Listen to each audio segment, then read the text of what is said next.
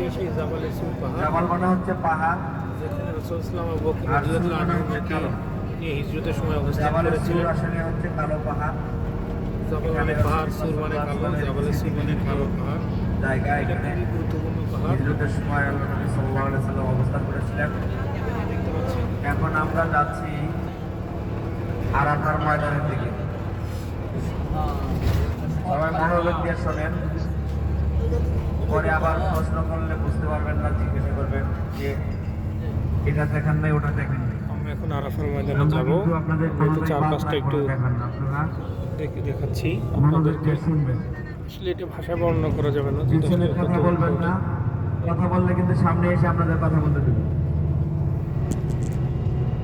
তো এই জন্য সামনে যাচ্ছি আরাফার ময়দানে। আরাফা হচ্ছে হজের একটি বিশেষ খরচ। 9 জিলহজে আরাফার ময়দানে অবস্থান করাই হচ্ছে হজ। এই জন্য হজ এবং ওমরার মধ্যে পার্থক্য হলো, ওমরাতে ফরজ হলো 2টি আর হজের ফরজ হলো 3টি। ওমরার ফরজ 2টি আমরা আদায় করেছি, এহরামের নিয়ত করা, আরেকটি হলো কাবা ঘর 7 বার প্রদক্ষিণ করা। আমরা এই যে কথাগুলো বারবার বলি, কাবা ঘর 7 বার প্রদক্ষিণ মানে 7 চক্কর দেওয়া। কাবা ঘর কয় চক্কর দেওয়া? 7 চক্কর। 2 চক্কর দিয়েই বাসায় এসে বসে থাকেন, তাহলে কি খরচ আদায় হলো বলেন? পরে আবার 5 চক্কর দেয় দিতে হবে। যদি কেউ ভুলক্রমে মাথার চুল কেটে ফেলেন, এহরাম খুলে ফেলেন, তাহলে কিন্তু আপনাকে একটা ছাগল অথবা একটা দুম্বা তোমার দিতে হবে। এরপরে হচ্ছে ওমরার খরচ। ডিউটির পরে আরেকটি খরচ হজের ক্ষেত্রে, সেটি 9 জিলহজে, এটা অন্য দিন হবে না। জিলহজ মাসের 9 তারিখে সূর্য ডোলা থেকে শুরু করে সূর্য অস্ত পর্যন্ত আরাফার ময়দানে অবস্থান করাটাই হচ্ছে হজ। সূর্যোদয় পর্যন্ত, সূর্য ডোবা পর্যন্ত। এরপরে হচ্ছে আরাফার ময়দানের বৈশিষ্ট্য হলো, আরাফার ময়দানে রাসূলুল্লাহ সাল্লাল্লাহু আলাইহি ওয়াসাল্লাম বিদায় হজের ভাষণ দিয়েছেন। সেই বিদায় হজের ভাষণ দিয়েছেন সেই পাহাড়টির নাম হচ্ছে জাবালে রহমত। এখন যদি প্রশ্ন করা হয় জাবালে রহমত কোথায়? আরাফার ময়দানে। জাবালে সুর কোথায়? মক্কা থেকে দক্ষিণ দিকে। তাহলে আমরা আরাফার ময়দানে জাবালে রহমতে যাব, সেখানে বাস থামবে, আমরা জাবালে রহমতে যারা ওঠার মতো শক্তিশালী তারা আমরা উঠবো। যাদের শক্তি কম, দুর্বল, অসুস্থ, তাদের ওঠার দরকার নেই, আমরা নিচে থেকে অবস্থান করে চলে আসবো। আরাফার ময়দানে আরেকটা মসজিদ আছে, সেই মসজিদের নাম হচ্ছে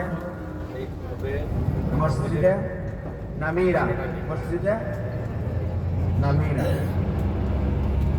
ডান পাশের যে বিল্ডিং গুলো দেখতেছেন, দেখেন, এটা হচ্ছে একটা মসজিদ। আর ওই সামনের যে বিষয়গুলো দেখতেছেন, এগুলো হচ্ছে আপনার কাবা ঘরের যে সমস্ত বড় বড় অফিসার, তারপর হচ্ছে ইমাম, ওনারা এখানে থাকেন, অবস্থান করেন, ওনাদের বাড়ি বা আবাসস্থান, আবাসিক এলাকা। এখান থেকে ওনারা পবিত্র মক্কাতুল মুকাররমা কাবা ঘরের পরিচালনা করেন। আর এটি হচ্ছে যে মক্কা হেলথ কাস্টমার, এটা হলো একটা হাসপাতাল, এটি একটি হাসপাতাল।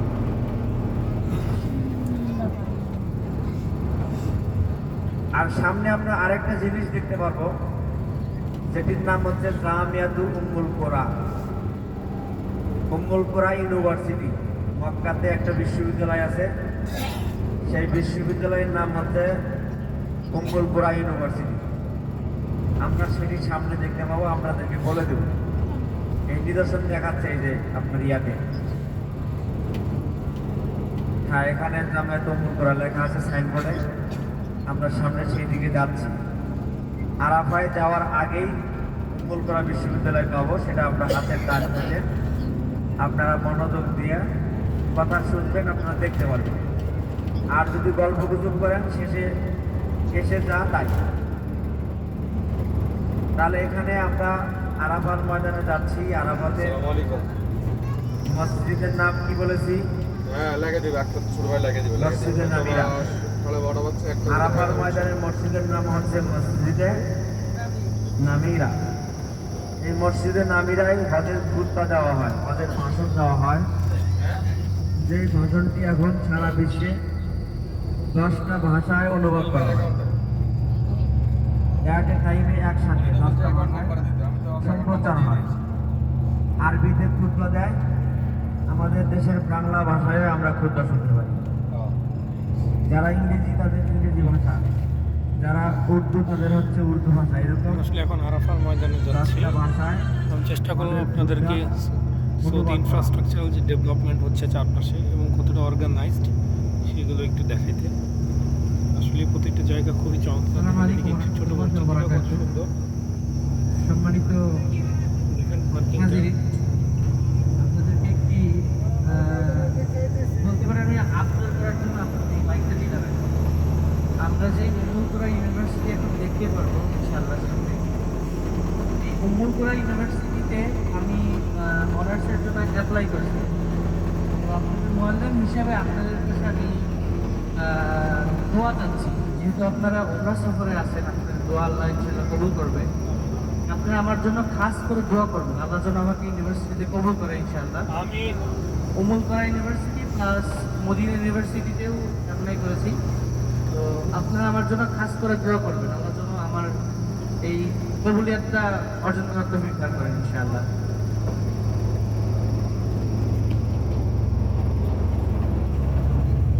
আপনারা দেখেন এটাকে সিটি অফ রক্স বললেও সামনে ভুল হবে না। আরাফার ময়দানে যে আমরা ওখানে টয়লেটের ব্যবস্থা করা হবে। এখন একটু অপেক্ষা করতে হবে, এখানে টয়লেটের সার্ভিস।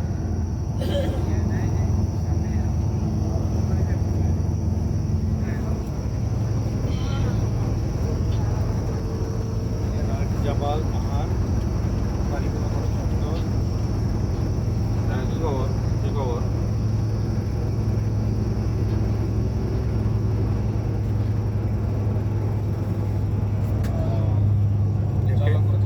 আমি যে বলেছিলাম সিটি অফ রক্স, এটা বললেও ভুল হবে না। আমরা কিন্তু মক্কায় হুজুদে হারামের ভিতরেই আছি। এই পর্যন্ত এরিয়াও কিন্তু আপনার ওই কাবা ঘরের চত্বরের মানে হারামের এরিয়ার ভিতরেই আমরা হারামের এরিয়ার ভিতরেই এখনো আছি, আমরা বাইরে যাই না, নিরাপদ নগরী।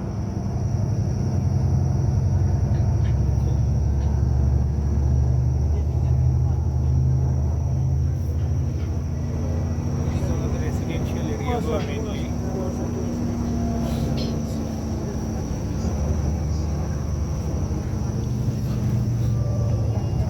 আরাফার ময়দানে আমরা এখনো পৌঁছিনি। যাওয়ার আগ পর্যন্ত রাস্তার চারপাশে যা করছে আপনাদেরকে একটু যতটা সম্ভব দেখানোর ট্রাই করছি। গাছ এখন নতুন লাগানো হয়েছে, আগে ছিল না। গাছপালা হয়ে গেছে এদিকে। অনেকটাই এখন